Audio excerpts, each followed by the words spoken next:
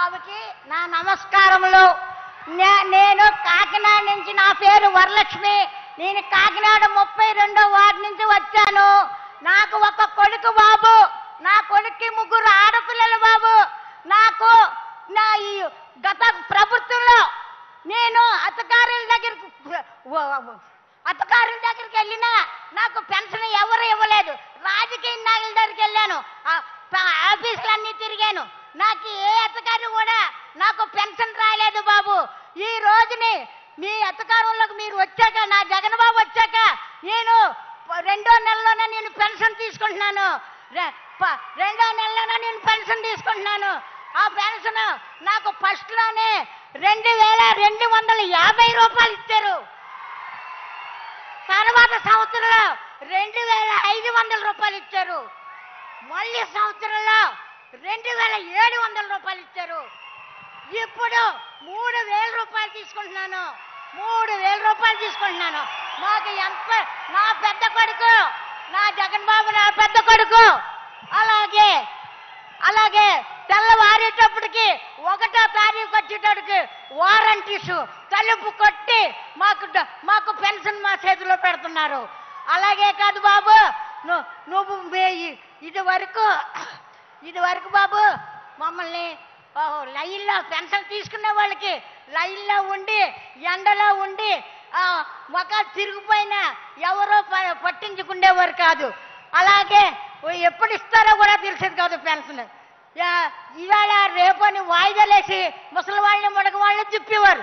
ఈ రోజున బాబు 1వ తారీఖు వచ్చేటప్పటికి మా పెన్షన్ మా చేతిలో పెడుతున్నారు. ఇంకా మాకు ఏం కావాలి బాబు? మాకేం కావాలి? అందరం ఎంతో సంతోషంగా ఉన్నాం. జగన్ బాబు ఎప్పుడు మీరు ఇలాగే ఉండాలి. జగన్ బాబు ఈ రోజునే మీరు పాదయాత్ర చేసినప్పుడు మాలాంటి వృద్ధుల్ని చూడగానే ఆగిపోయి మమ్మల్ని మా ఊగచామాలు తెలుసుకొని, అమ్మ నేనున్నానని మాకు మాట ఇచ్చారు. మాట ప్రకారంగా మీరు నిలబెట్టుకొని మీరు ప్రతిదీ కూడా మాకు అందించారు. ఈ రోజునే నా పిల్లలు చదువుకుంటున్నారంటే, నా పిల్లలు విద్యాదేవుని వసదేవుని నా పిల్లలకి అందిస్తున్నారు. నా పిల్లలు చక్కగా చదువుకుంటున్నారు బాబు. అలాగే ముసలోళ్ళు ఉంటే ఇల్లు ఇవ్వనివ్వరు. ఇల్లు ఇవ్వనివ్వరు. అయితే నా జగన్ బాబు వచ్చాక మాకు ఇల్లు స్థలం ఇచ్చారు. ఈ రోజున మేము ఇల్లు కట్టుకుంటున్నాం. ఈ రోజున మేము ఇంట్లోకి వెళ్ళబోతున్నాం. ఈ రోజు మాకు సొంత ఇల్లు ఉంది. ఈ రోజు మాకు సొంత ఇల్లు ఉంది. మా జగన్ బాబు ఇచ్చారు. మాకేం భయం లేదు. మా ఊపిరి ఉన్నట్టుగా మా జగన్ బాబు మాకే సీఎం ఉండాలని. ఆ తర్వాత కరోనా వస్తుందన్నారు. కరోనా వస్తే నాకేం భయం లేదు. నా జగన్ బాబు ఉన్నారు. అలాగే గత కరోనాలో ఇంట్లోంచి బయటకు రాలేని పరిస్థితి.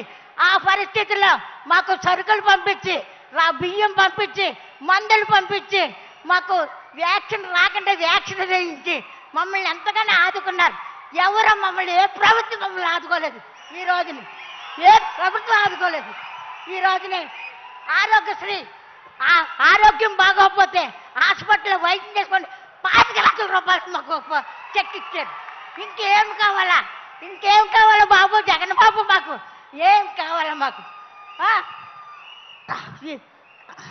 అలాగే మీరు అలాగే బాబు అలాగే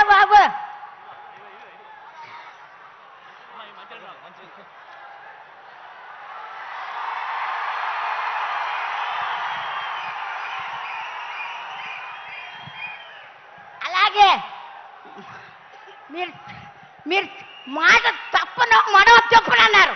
ఆ ప్రకారంగా మాకు అన్న ప్రకారంగా మాకు ఇచ్చి తీరుతున్నారు ప్రతి వస్తువుని. మాకేం భయం లేదు. ఈ రోజునే మా ఇంట్లో మా బిడ్డల దగ్గర కూడా ఎదురించేస్తున్నాం. మా పెద్ద కొడుకు మాకు పెన్షన్ 3000 రూపాయలు ఇస్తున్నారు. 3000 మీతో మాకు పని లేదని చెప్తున్నాను. అలాగే నాలాంటి ముసలి వాళ్ళు ఎంతో మంది ఉన్నారు. లెక్కలు చెప్పడం నాకు రాదు, కానీ ఎంతో మంది ఉన్నారు.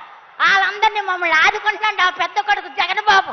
నా పెద్ద కొడుకు ఆదుకుంటున్నారు. ఈ రోజున మాకే లోటు లేదు. మీ ఎవరికీ జరగవలసిన పని లేదు. నా బాబాయ్ ఎప్పటికీ సీఎంగా ఉండాలి.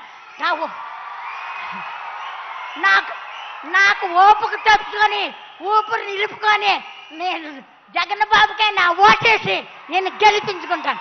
అలాగే మన రాష్ట్ర వాళ్ళందరూ కూడా జగన్ బాబుని గెలిపించమని. జై జగన్. జై. ధన్యవాదాలండి.